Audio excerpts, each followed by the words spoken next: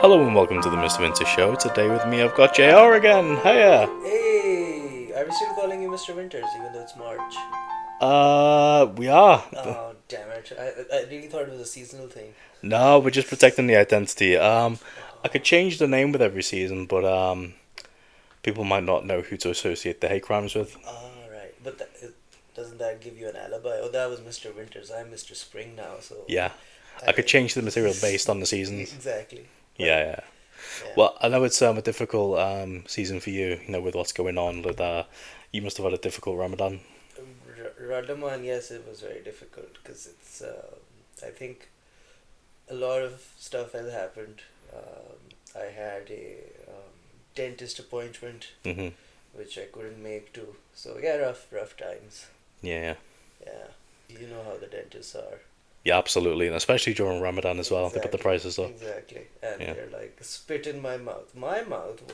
What? It doesn't make sense. I assume you don't practice Ramadan. Yeah, I'm not a very practicing kind of guy. Do Just you go to like the events, like the iftars the afterwards? stars.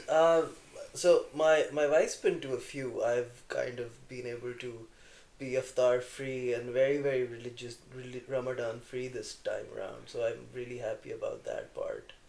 But with everything else happening around in the world, it's just been like I'm somewhere in the weird matrix of it all, where it's like, I used to believe in all of this shit once, and now I'm like, meh.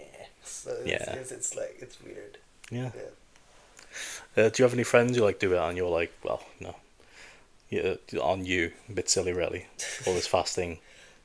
So since I've moved, I've actually been lucky enough to not have Muslim friends, so Uh, it's nice. you must have been trying quite hard then, because there's So. plenty of opportunities to make some Muslim friends.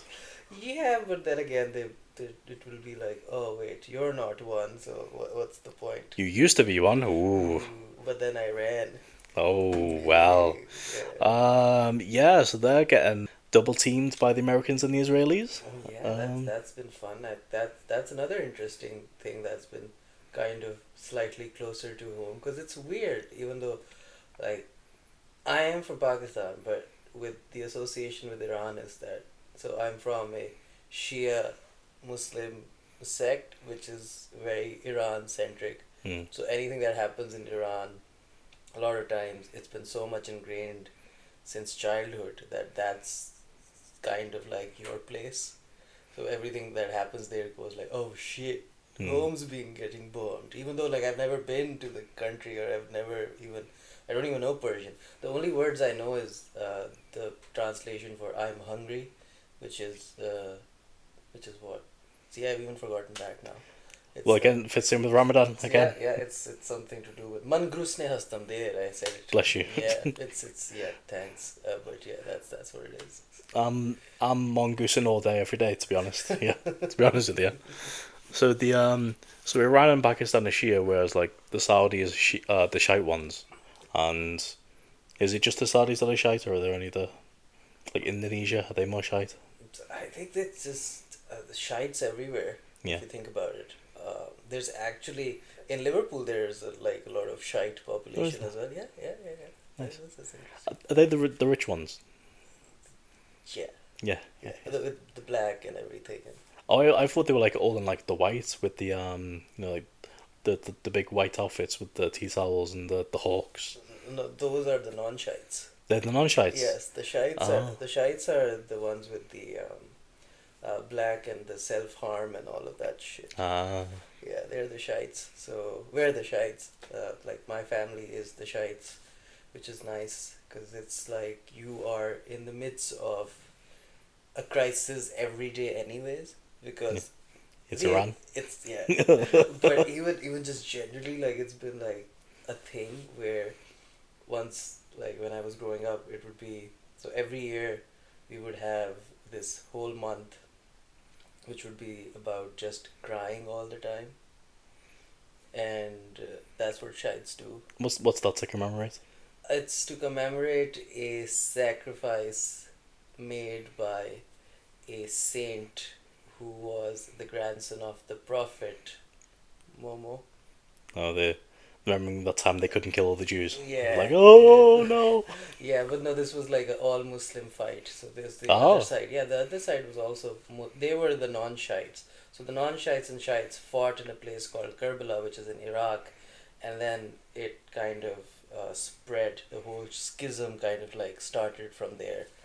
And once that happened, a lot of Shiites then migrated to Iran, and they had their own empire and everything, and they just became very Shia centric. And then the other parts of the world became more centered towards hating the Shia centricness of Iran.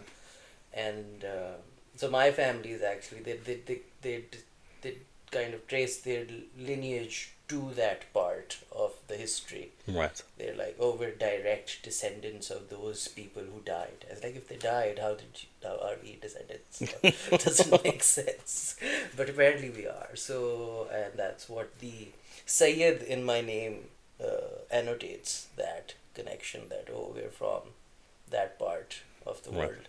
Hence, whenever Iran or something in Iran happens, the cognitive dissonance part of the brain goes, oh no, daddy's dead. so, so that's what it is. And it's weird because like I've not been practicing anything for a very long time, but even then when this all of this was happening, it was like the wires in the brain got all confused, like. So I was like, thank Just God. started hearing that Adan in your head. Yeah, exactly. It's like Allah, like what? I was like Allah who? I was like, oh yes, hi Allah, how are you, man? I was like, Oh, it's you again. the voice is back. But yeah, it's been a fun ride. So what's the Wahhabi tradition then? Is that newer? So yeah, Wahhabi tradition is slightly newer. Is so this Shia, so this the Sunni Shia thing is far traces back to the early Islam time. So let's say 64 AD to 72 AD. That's where the schism really kind of like goes into its own. And then after the 72 AD, which is Karbala, and then you go into the modern sort of post-colonial era of the Middle East, where Saudis are a tribal sort of an area where they're ruled by Bedouin tribes, and suddenly the British come in and they colonize certain spaces in the Middle East, certain spaces being the subcontinent as well. You're welcome. No worries, I'm here because of that. So it's so that when that starts happening, the British near the Second World War, if I'm right, we're kind of fast tracking, but like near the Second World War, they needed some foothold in the Saudi region to. That's actually the First World War in the Saudi region to counter the Ottoman Empire. Hmm. So then they started funding those tribes. So the movie Lawrence of Arabia. Yeah, great is, movie. Yeah. So it's basically about that time when they started funding the House of Saud, and the House of Wahhab, which then later on becomes the Wahhabis, and the House of Saud is the current rulers. So MBS and all of these people are descendants of those. So it's more modern that way. Like Right. it's more in the 20th century to 21st century era, whereas this was like early Islam. Like Islam is just an infant state at this moment. There's just like people who are like fighting for their own survival, whereas this is more. Islam has been around. It has ruled the world. It has colonized pretty much on its own. And then the British came. The second colonizers came, and they were like, "Hey, wait, Here's how you really do it. yeah, we'll show you how." So that's what happens. And then the Wahhabis came, and then about, I think, if I'm not wrong, the Wasabis came. The Wasabis. Yeah, in Japan. So that's how history works. The Sufis, I don't know what the Sufis are. Sufis are in the middle of it all. So Sufis, and then the Sufis, another offshoot of the They're Sufis. the middle child that just gets beat up by both sides. Yeah. They're hated by both. And Yeah. the Sufis, then there's another offshoot which descends themselves from a Shia mythos of the assassins. So the Assassin Creed is a very Shia Ismaili sect centric Hmm. ideology where the Hashasins are from like Iraq, and they are going in and assassinating on the basis of what the ruling power, which was the Abbasid Caliphate at the time, which is like 1200 AD or something, before the Mongols came and did their thing. Yeah. So the Sufis are in middle of all of that. So it's a whole weird web of who done it. And no one remembers them because they got beat up by the Mongs. So if you Exactly. lose to the Mongs, you're fucked. Yeah, You're yeah, done. yeah. So if you lose to the monks, you're dead. Yeah. You don't exist anymore. There's So no future for you. yeah, exactly. Like I don't see much Sufis now because of the fact that they were either converted to Mongolianism, which is a thing. Look it up. They do the throat music now. Yeah.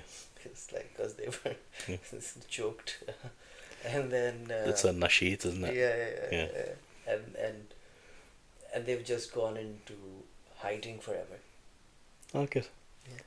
Yeah. Well, first time and last time a Muslim will ever go into hiding. Yeah, yeah.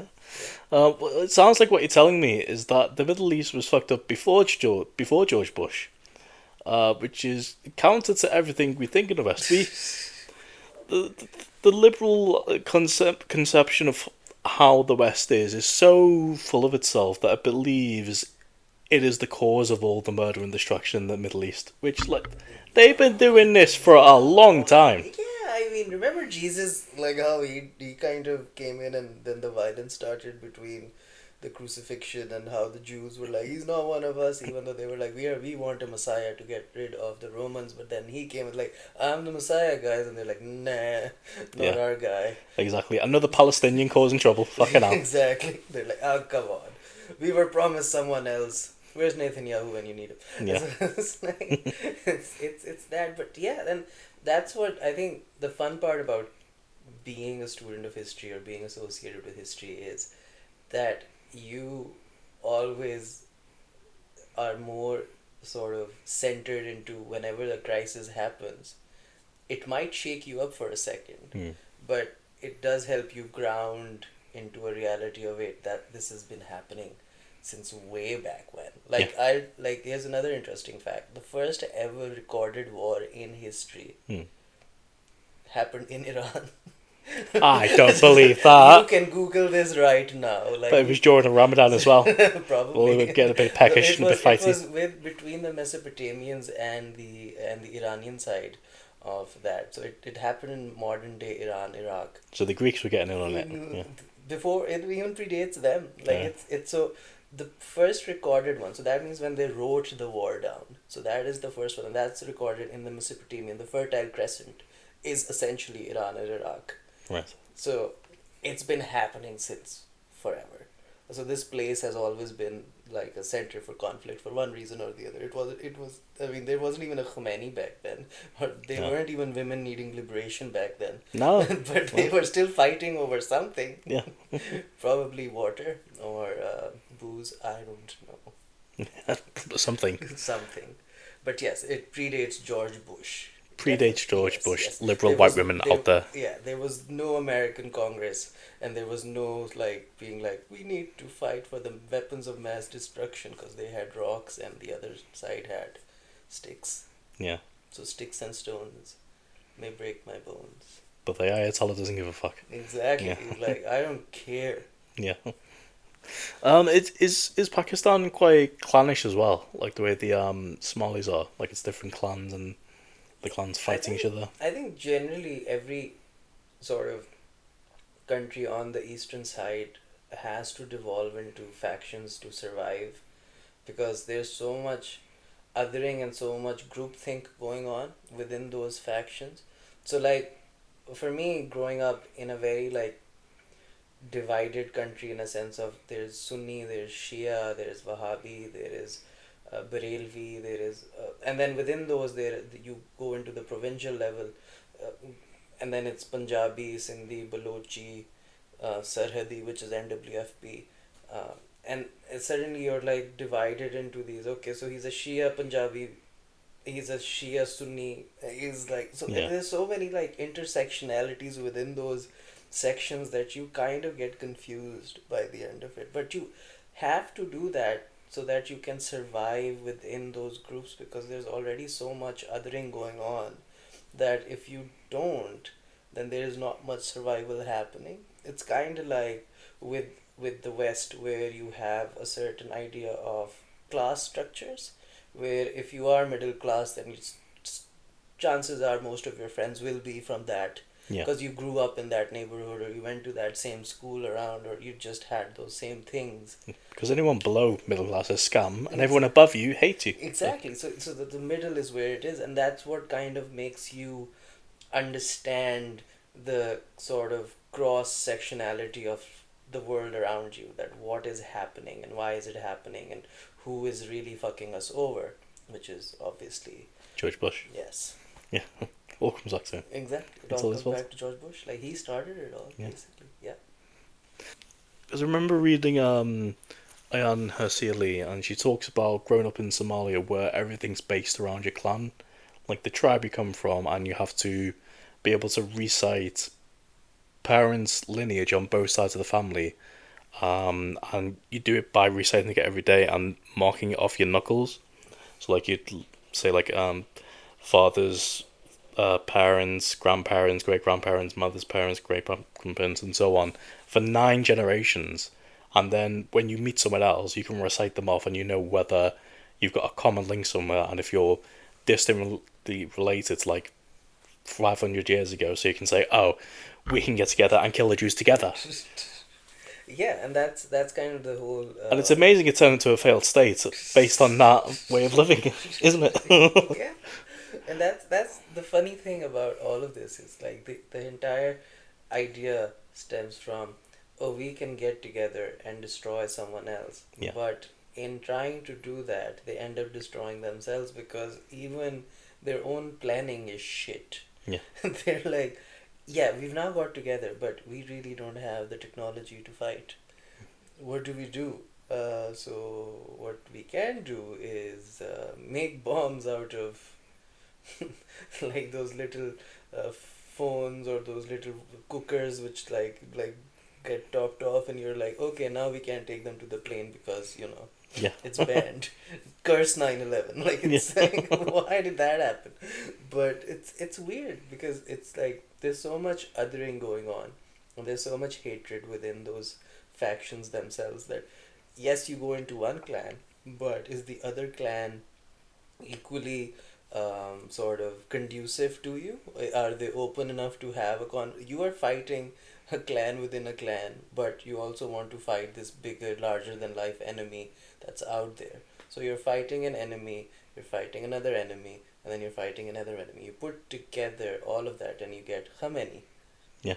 You know, so yeah. And now he's gone, and we've got the son in. Yeah. Technically, Khomeini died in 89. This is Khamenei. So this linguistic jargon is very funny to me as someone who's been bred. Like, we used to go to these I'll come back to the point, but this off tangent is very important. So we used to go to Islamic summer camps as kids. Oh no. Yes. Islamic summer camps. Islamic summer They camps. sound fun as fuck. Oh, they were like I've to this day, every time the months of June, July come, I get triggered because I was like, I don't have a life as a kid to remember. What songs did you sing around the campfire?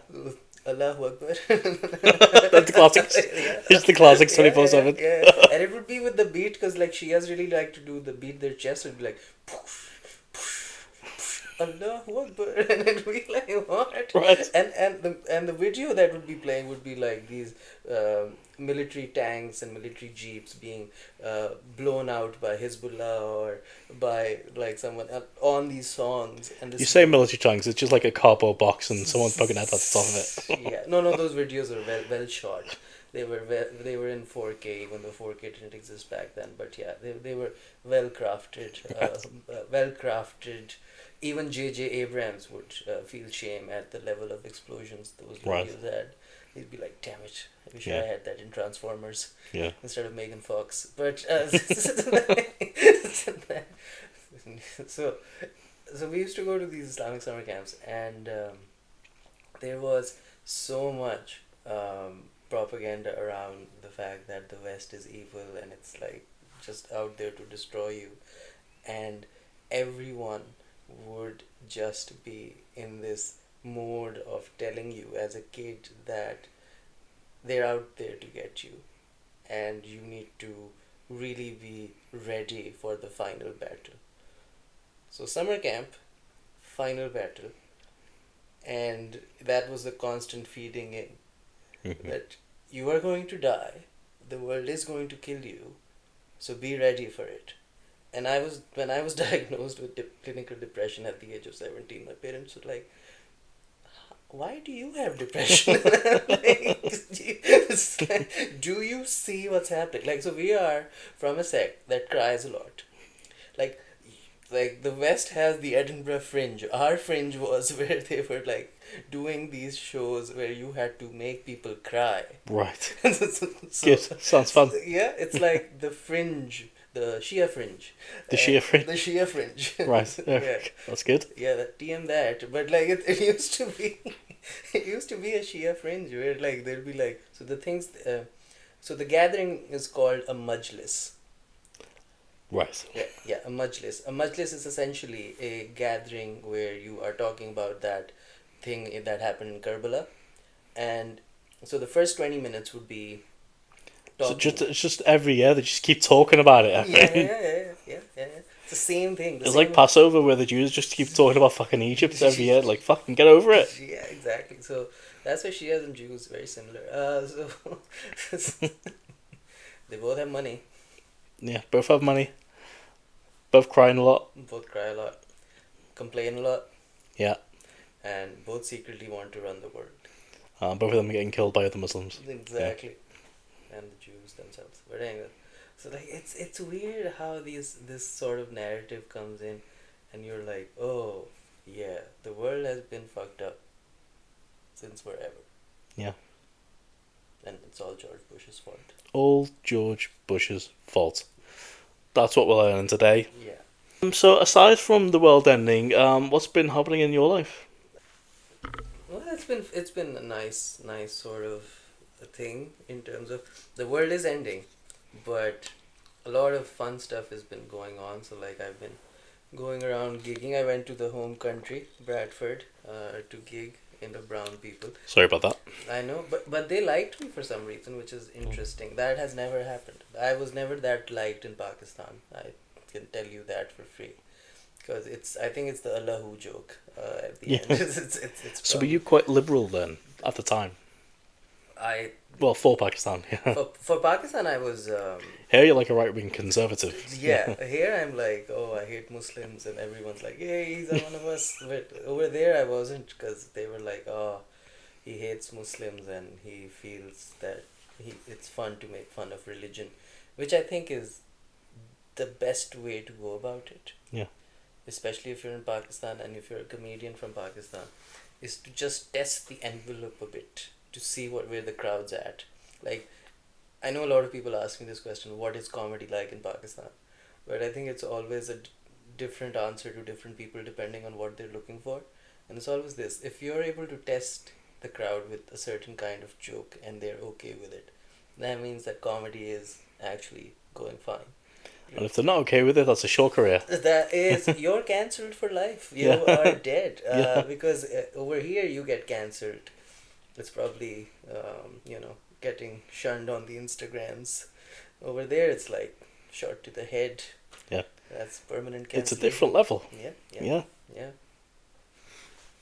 Kind of like how the US cancelled Khomeini because his jokes weren't landing.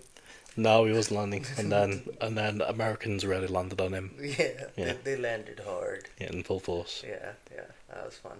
So since leaving the old Islamic summer camps, Yeah. have you picked up another religion? Yeah, it's my new religion is called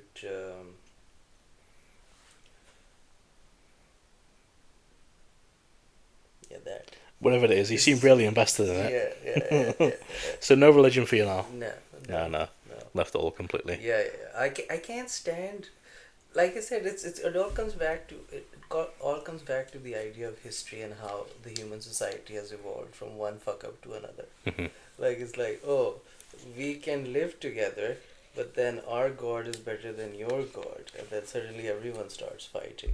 Yeah. Whereas all I want is people to have orgies, and smoke weed, and drink booze, and orgies.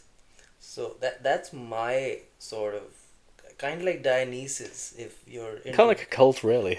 it Yeah, without the sexual harassment, like without it needs to be consensual. The orgies, Okay. I don't want people to come out of it and be like, oh, that those orgies were non-consensual. That is not.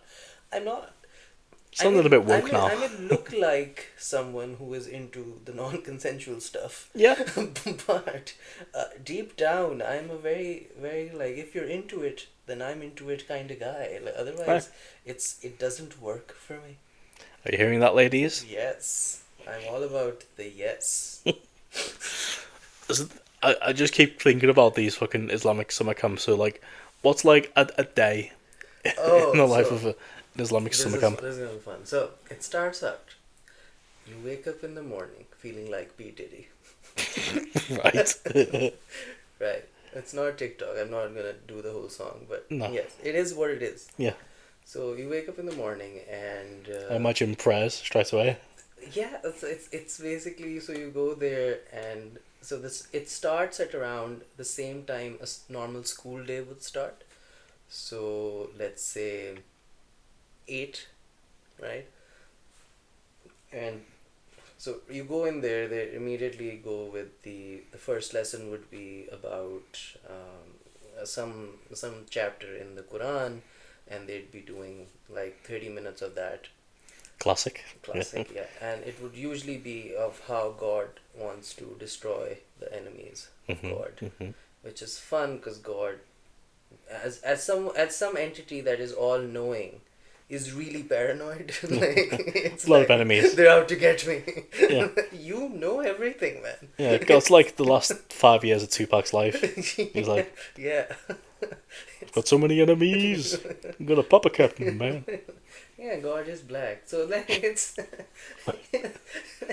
because and then this next thing is so the second lesson usually would be about your place in the world.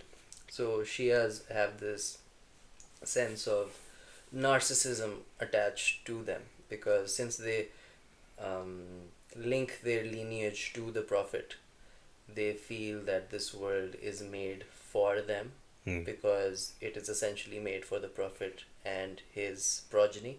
So So they're like the Jews of the Muslims, yeah. yeah, they are the Jews of the Muslims. That's good. Yeah. That's actually good. Yes, Shias, the Jews of the Muslims. Trademarked. Trademark, yeah. Hashtag that, baby. No, it's, Put that on a t-shirt. yeah, yeah. I would actually. Like, I think I can sell that. In my, like, if I'm doing a special, I don't think you can make that because it has to be made in Pakistan. I don't think they're gonna make it.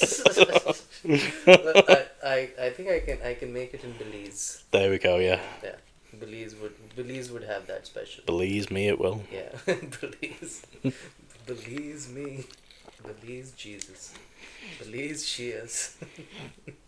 But yeah, so and then they would have this thing where they would be given a lecture by a very big A-lister who do all these majlises, and he'd come in and be like, "Oh my God, it's that guy." It's like when you go to a comedy gig and you go like, "Oh my God, Dave Chappelle's here." So it's like Yeah. so the Dave Chappelle of majlises would come in. Like Mufti Menk or someone. Mufti Menk, no, not Mufti Menk. No. It's Mufti Menk is not Shia. Let's see. He's a soft Wahhabi. Soft Wahhabi, yeah. Yeah, he's soft Wahhabi. So we're talking like a very different sort of an idea. But Shias, they have their own sort of like these A-listers themselves, which they don't go much online because Shias, they really hate the online space. Yeah. 'Cause- Coming to the Frog and Buckets. Yes, Maulana Sayyid Jafri. But yes, it's basically so someone like Maulana Sayyid Jafri. It's an imaginary name. It's not a real name. There is no Maulana Sayyid Jafri. There might be one, but he's not that famous right now. So this is just a name Yeah. for the purpose of this conversation. So A-lister Maulana Sayyid Jafri comes in. All the kids go wild. They go, yeah, we saw him at the majlis. He was cool. He made us laugh for 20 minutes and then he made us cry for 40 minutes. He's legit. He used to actually do 20-minute comedy sets, yeah. So all the majlises, they are essentially 20 minutes of stand-up. The only difference is the guy is literally sitting down on a pulpit talking. So that literally not stand-up, but like it is stand-up because they are talking in terms of jokes, in terms of anecdotes, which are slightly light-tempered. Right. But then you suddenly shift it to So the sign is in a majlis that as soon as the Maulana takes off his cap and puts it down on his knee, he's about to do the sad stuff now. Right, okay. That's a segue. That's a segue. So that's the segue. The hat of sadness comes off. Yeah, and now as soon as he does this, the people who were just laughing 2 minutes ago immediately start crying. They are like, they are conditioned to that level. It is, Pavlov would have killed himself. I- I've been trying to train this dog for ages, and this guy just takes off his hat, and these shitheads start crying. What the hell? I would love for him to go to like a cancer ward with his hat off and just put it back on and say, turn it around. Come on, here's what we're doing.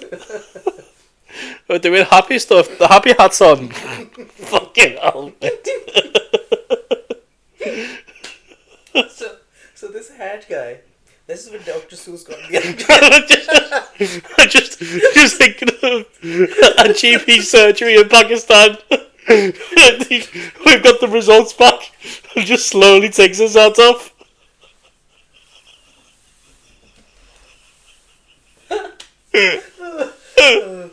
Oh god.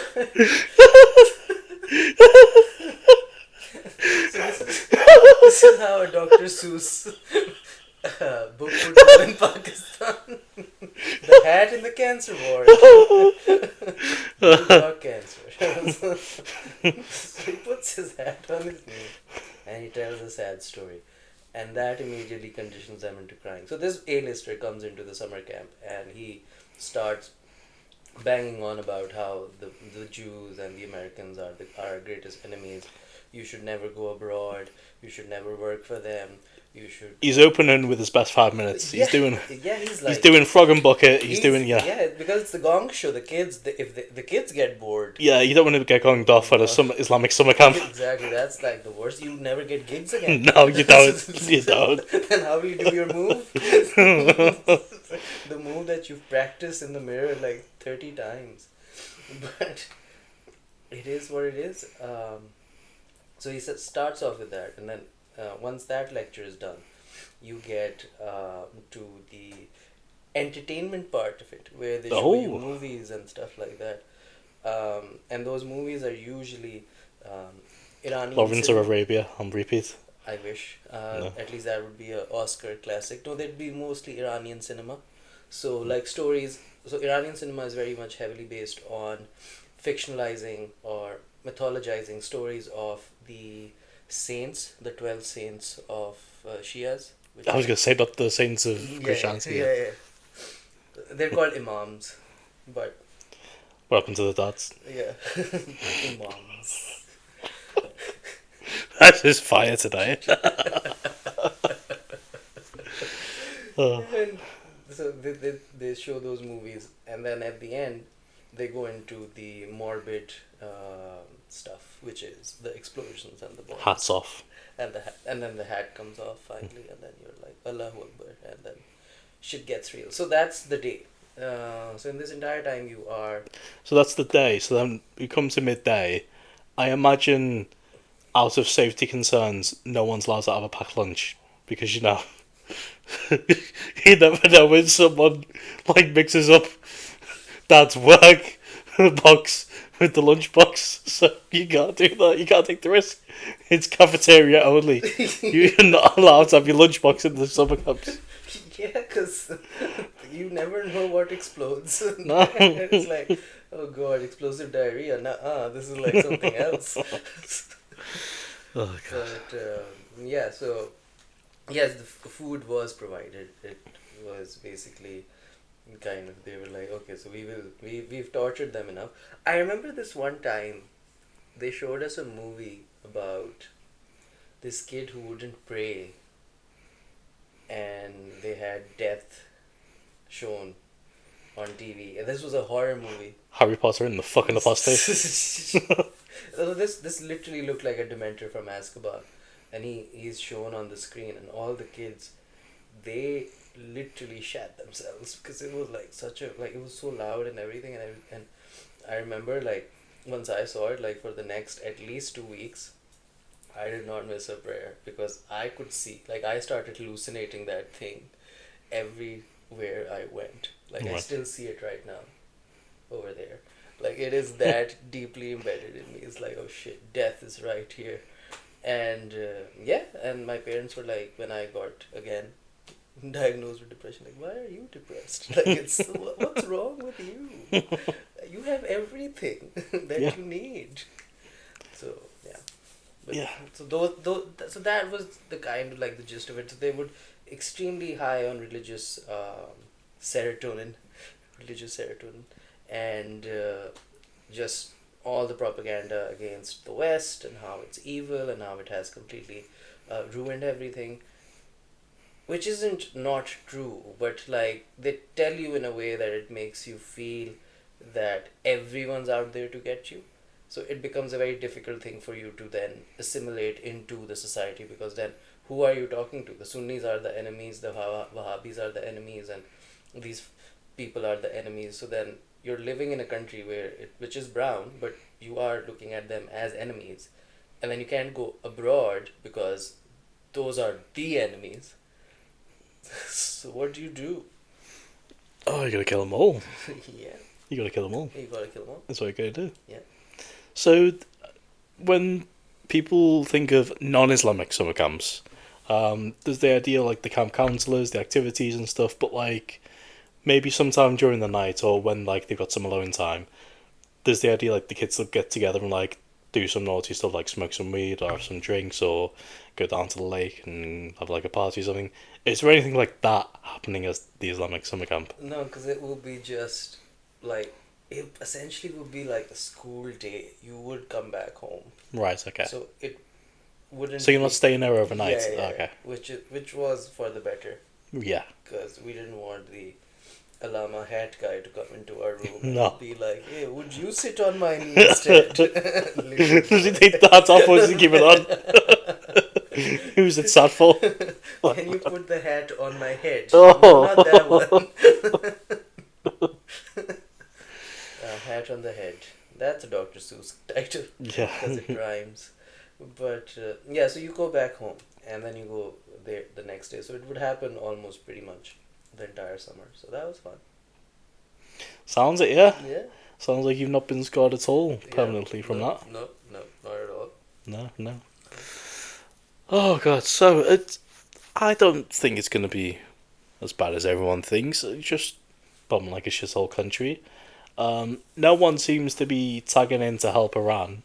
Like the Russians are given like a maybe some weapons and they're benefiting from like the oil trade, but no one's like tagging in. So that's gonna get flattened a bit, and then that'll be done. Um, but yeah, are you particularly concerned? No, not really. Like I said, like once the initial shock wave of getting into that idea that this has happened before and it will always keep happening no matter what, kind of like subsided, I did started feeling normal again. Like in terms of, yeah, this will eventually peter itself out into something. Whether it's World War III level or not, that is up for debate. Some people might call this World War III right now, because essentially there are like more countries fighting right now than in the Second World War. There were like essentially 6. Right now you have at least 10. Just because Germany's not in it, you're not calling it World War III. That's kind of sad. Like that's kind of rough. What all these countries are just joke to you now. Like they don't mean anything just because Germany's not in it. So we're not calling it a World War III. Yeah, you can't call yourself like a tennis tournament without Rafael Nadal. Exactly. So But he's retired now. So Germany's retired now. They don't do wars. Wow, I mean, wouldn't say retired. I mean, they've retired now, so they won't do wars again. They can get back in the game. Come on. I mean, yeah, but they have to practice, and you have to do the whole Rocky arc where he's going back up the stairs, and No. it's like Eye of the Kaiser playing at the end. No, I mean Angela Merkel's been turning Germany into like an Islamic summer camp. She's been with the hat firmly off her head the whole time. So they're well trained up. They know what they're doing. So I mean, I think they're just kind of. It's a personal opinion. I feel that they're kind of done with Yeah. the war game. They're like, we will now try to fuck the world up by some other means, like Yeah. more psychological, like BDSM, maybe, Yeah. like and swingers retreat, polyamory. So they're doing it that way now. The Germans, they're like, yeah, that's why you have so many poly German clinics now opening up. Do you? Yeah, I have no yeah, idea. yeah. And that's, You seem to know a lot about it, though. yeah, I do. I need to keep myself informed because I might join one of them soon. So you never know. You the polyamory type then? Yeah, yeah, Is the wife as well, or is it just you? Like, I want a bit extra. yeah. It's mainly the wife. I'm more like. Oh, yeah, that's it's- like usually how it works, isn't yeah, it? Yeah, yeah. It's because it has to be. Otherwise, I'm just the creep on the side going like, "Ooh, I want stuff." Yeah. Like I said earlier, ladies, I'm into consent, but Yeah. it's what it is. But yeah, so it's mostly the wife because she's bi, and it already opens up. Like you can't just be bi and be monogamous. So you've always got your happy hat on. Yeah, Yeah. it's always on. Yeah. Yeah, and when it's not, it's not. Like most of the times it is. Yeah. Yeah. So does that like work as like threesomes, or like you each have like additional other partners that you keep separate? Like, So when so it really came to the fore when she moved to the UK, and I was in Pakistan. really came to the whole. It came to the whole. There we go. So that's yes, trademark that. Yeah. So it really came to the whore when I was in Lahore. Ah, Hey, so bars, some bars. we've there. got some t-shirts ready for that. Yeah, This episode. Yeah. So, so she was here and I was there, and we kind of had our partners on our side, which was like an agreed upon understanding of that sort of situation. But when we were together, it was mostly around, yes, we would have, or we would meet other people, but it would be different for both of us in different ways of how we take that. So, for instance, I would be more into like connections in terms of like talking or like okay. You faggot. I am a What's faggot. wrong with you? I'm a faggot. I like the slow game, man. I like it. Like, I meet a girl and I will have sex with her in like 2 to 3 business years. Like that is me. I'm a slow kind of guy. Right. No, I'm kidding. We had sex, so it's basically like it's easier for me to give that sort of an impression of it. Like it's all like slow and mellow because it always helps, and it fastens. And things up. imagine the wife just banging dudes out non-stop. It doesn't work. It you could imagine, but it actually is funny because it's like in Pakistan where we were practicing polyamory, there was like a lot of like hang-ups of like, oh, should we tell these people? Because it was easier for me as a married guy to just have affairs, which was Yeah. all right. But as soon as I go like, oh, by the way, The we're- traditional Islamic way. yeah, Yeah. you have affairs, have as many. I could have married 3 more, Yeah, so- yeah. and be okay with that. But I was like, no, I'm gonna be polyamorous instead of polygamous, bae. So, it just gave us the sort of an understanding of how to work our relationship around, and we were able to have multiple partners and then have an understanding of how that would work, which was fun.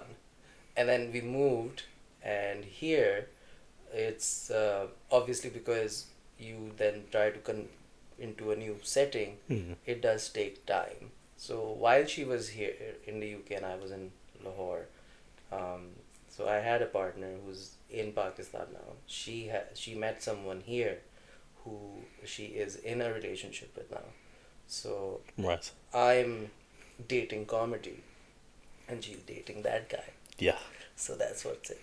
And how's comedy treating you these days? It's a bitch. Like it is so bad, man. Can't get a gig for shit. No, it's been fun. It's comedy has been alright. It's actually one of the things that is kind of like a good center to have.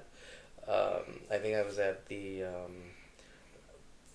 at a gig in Manchester just the other day. It was like a really nice gig, and it's just kind of sort of affirmed my commitment to the art form in a way that it was feeling nice, because I was feeling some sort of way in before that and just being like, where am I even going with this? But then it just gave me that sort of boost of being like, yeah, what I'm doing works and it helps if I'm more authentic to myself rather than just being that guy who can just go on stage and disconnect.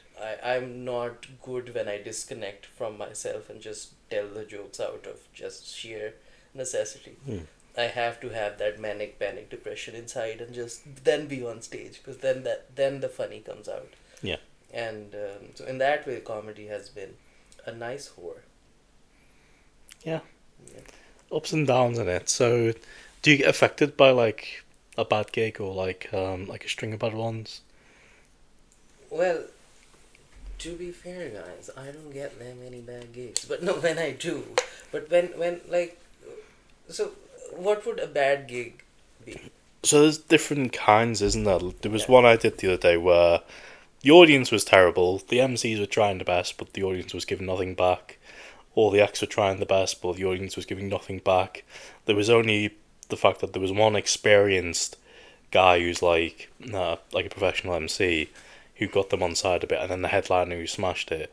That they really brought them round, but the rest of the gig was just atrocious for like a crowd that wasn't really vibing with that, and it wasn't a full audience. It was like split up amongst the room. It was low energy. There was a bigger show somewhere else at that venue.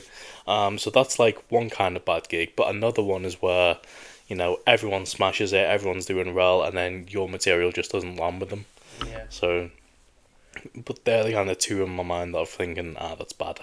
Yeah, I mean, something like that would mess me up, because it just, for me, it's very important to understand that sometimes it is really not the crowd, it is who you are in that space at that moment that really kind of comes into the fore.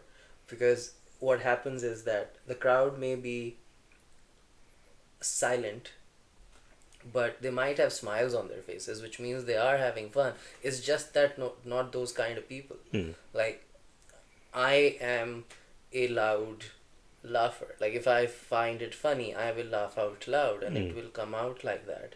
Even if something's not funny and I find it cringy, I will laugh as a mechanism of expressing that particular moment. Yeah. But people in general are different that way. So if an audience full of those people who are like shy or like sort of introvert laughers, then they are smiling, your jokes are landing, but you are not getting the feedback. Yeah. So you're going like, oh shit, this gig sucks. Yeah. But then you get so many times when those things happen, you walk out that stage, and you go out of that room, and somebody bump into you and go like, oh, that was great, and you're like, but why weren't you laughing? Yeah.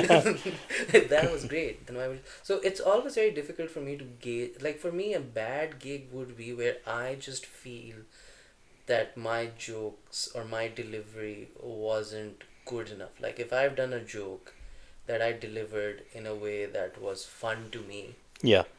then if I do it again and it just didn't feel the same, then it would be that gig was bad, because then I have sold myself short to the audience, because it's a new audience. The previous one saw a different version of me. This one is seeing a different version, and both of them are now looking at, is this guy really good or is this guy just good? Because in comedy you really do have a cutthroat sort of a thing where if you are really good on the day, chances are you'll be remembered more. But if you're just good, which most of the comics are, they are good.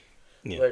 But what separates them is, like, if they're really, really good, then they get inbreded in the brain, embedded, not inbredded. Not inbred, no. Not inbreaded. Some of them are, Inbreaded. but Some of them are, especially in but name some names. It's like, the guy who's called the Cabbage Banana.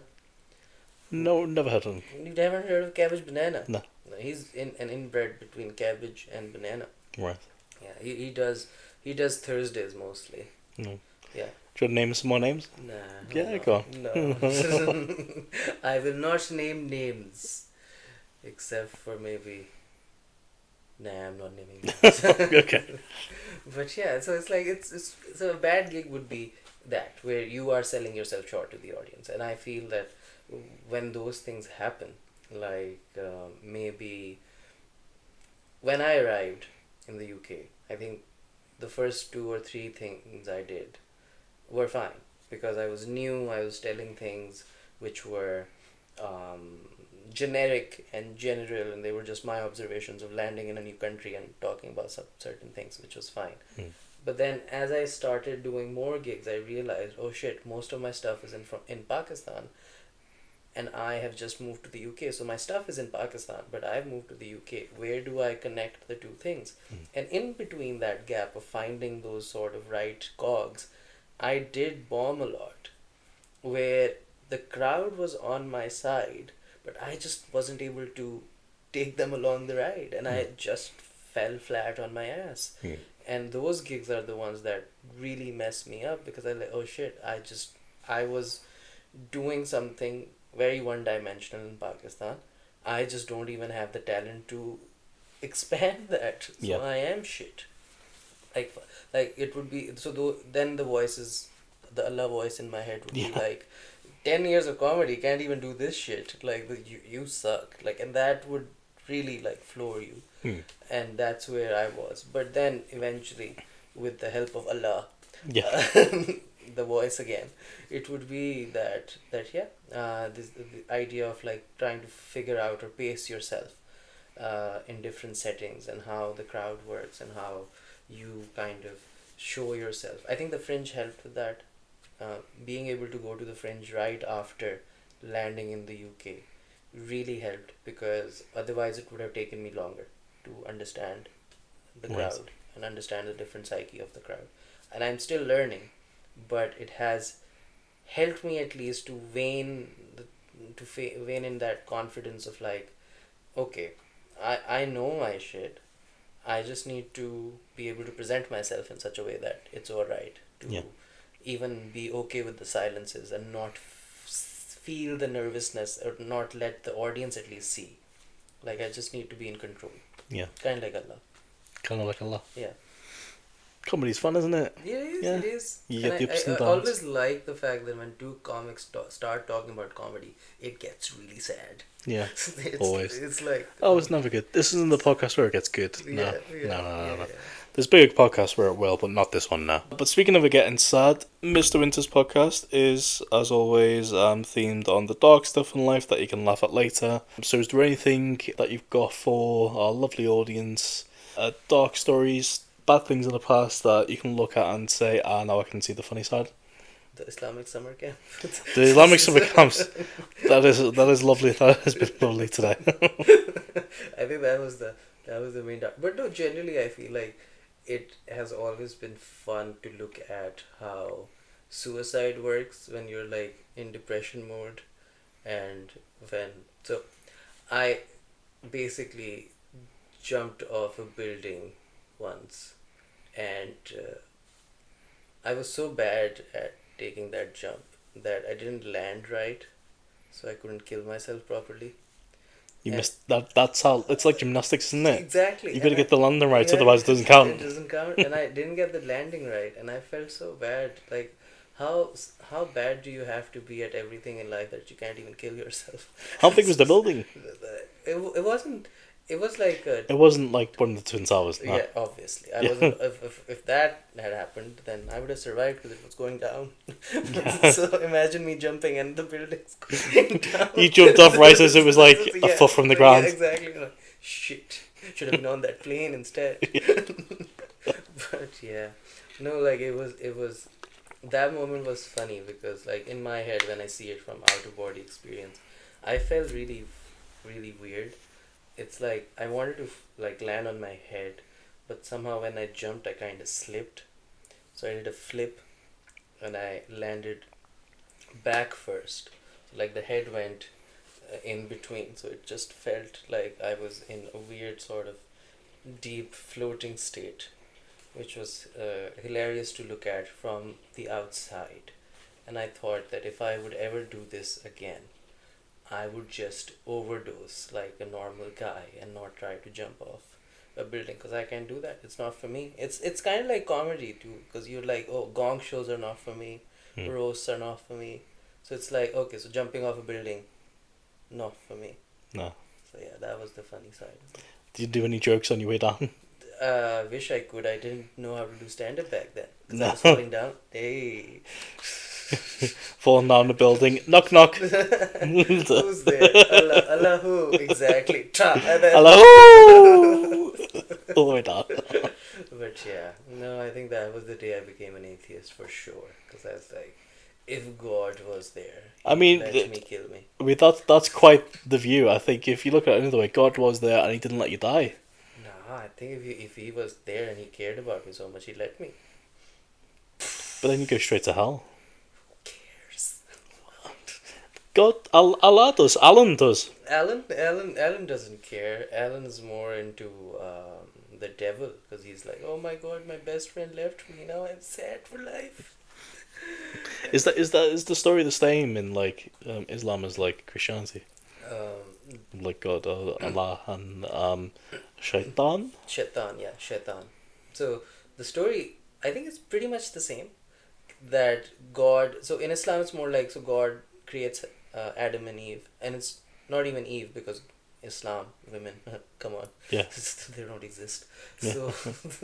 So God creates Adam, And then he creates the burqa, yeah. and this woman just slithers up on the ground and Yeah, takes yeah. it. Yeah, so the burqa comes off the rib cage of Yeah. Adam. That's actually, this is what the Christians are missing. Yeah. And so he creates Adam, and then he's so happy with his creation that he asks all the angels to bow down before his creation.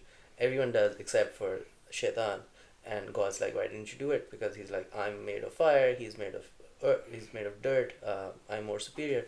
God's like, that's not true, you're being silly, get out.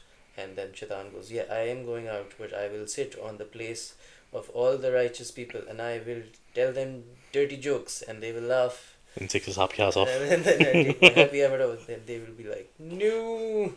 And yeah, that's what majlises are. But that's the kind of story that is there in Islam. And I think it's pretty similar to Christianity in a way where it's like God tells Lucifer to do something. Lucifer's like, nah. And God's like, turn into a snake now.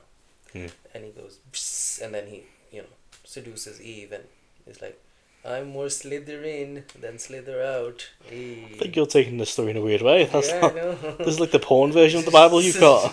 I downloaded the wrong Bible. Yeah. Shit. Damn. I thought the XXS parody was wrong. Right. Damn it. But yeah, no, I think I mixed two stories. But generally it was something to do with the idea of like being able to, being obedient to God, and the thing wasn't obedient and they were like, yeah, you're not part of it. So it's pretty much a similar thing. Yeah. Good. So the devil is the same in both stories, which is the Jews, as always. Yeah, they blame the Jews. Whereas the Jews, they don't even believe in like the devil or hell and heaven. Which is funny because I'm pretty sure the devil does believe in the Jews. Like, Yeah. He's like a fan. Yeah. Also, they get a lot of stick, and I say that having mentioned them a few times, but the fun, nice, the funny people. Some of my best favorite comedians are Jews. All right, you're trying to do a bit too much there. Right, calm down. Trying to make up for things you've said. Trying to take it all back now. Yeah. You should hear what he says off the podcast about Israel. Fuck that. But yeah, I just think there's just so much anti-Semitism these days, and I think, I'm the one to make the change. Yeah, I mean, but there's been anti-Semitism around for so long now that why even change? Like, why not just go with it and be like, all right, so there's the chosen people of God that everybody hates, and if you can't, It's like the Chris Rock bit, isn't it? yeah. There's the chosen people of God, and then there's the Jews.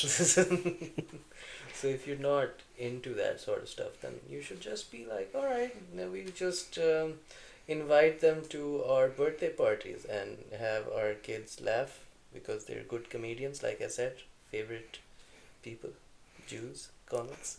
Jewish Makamba would be funny, wouldn't it? Yeah. That usually is. That's where all the good Jewish comic stories come from. They don't get happy or sad when they take the hat off, they just get rich. Yeah. Just a pile of money into that. It's just money, so much money. But yeah. Well, we've ended on the juice as we intended to. This was all part of the plan. It's all part of the plan. Any special messages for our Israeli sponsors? Please, I need sponsoring. If if BB wants to sponsor, please do. BB. I like BB. I think he's a nice sort of a gun to have. Have you ever played with a BB gun? I've never played with a BB gun, no. Oh, that's a nice gun to have. BB guns are nice. I think that would be a good sponsor for the show. I don't think you've played with the BB gun. I think whatever gun you had when you were a kid was real. I think you're just thinking it was a BB gun. No, I was told that it was a BB gun, so I'm assuming it was a BB gun. Because why would anybody lie to me? I think you've shot 6 people and you're pretending it was a BB gun, but it was real. It's real. That's real. Hey, that's good. We reached a point. That was great. See, that's how riffing works. Yeah. You start with a BB gun. You reach it. You bomb a bit, and then it gets. Then it's really good. This is real. Oh. So yes, we tried it, and we finally succeeded. Fantastic. This is going to be coming out in a few weeks. Do you have any shows to plug?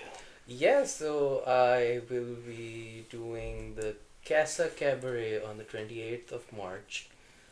And then I am doing Molly's Chambers for the 3rd time since I've moved. So that's interesting. And that's on the Wirral, that is at the place known as Molly's Chambers, I'm guessing. And it's on the 29th of March. So 28th of March, Casa Cabaret, the Arts Bar on Hope Street in Liverpool. And then 29th of March, the Molly's Chamber on the Wirral, doing the gig with Mr. Winters, actually. So that'll be fun. Absolutely. So if you want to see us get arrested for hate crimes, come then. It's really good. It's really good.